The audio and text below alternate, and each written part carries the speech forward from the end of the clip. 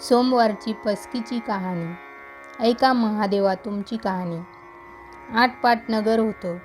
त्यात एक गरीब सवाशिणबाई राहत असे. तिनं आपलं श्रावण मास आला म्हणजे काय करावं? आपलं दर सोमवारी पहाटेस उठावं, स्नान करावं, पूजा घ्यावी. एक उपडा, दुसरा उताना, पसाभर तांदूळ घ्यावे व महादेवाच्या देवळी जाऊन मनोभावे पूजा करावी. नंतर प्रार्थनेच्या वेळी जय महादेवा, घे पस्की व दे लक्ष्मी असं म्हणून महादेवाच्या मस्तकी तांदूळ अर्पण करावे. उरले तांदूळ नंदीच्या पाठीवर वाहून आपण घरी यावं. असं 4 सोमवारी तिनं केलं.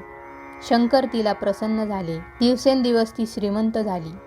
मनामध्ये समाधान पावली. पुढं उद्यापनाच्या वेळी तिनं देवी अन्नपूर्णेला गजनीची चोळी पाठवली.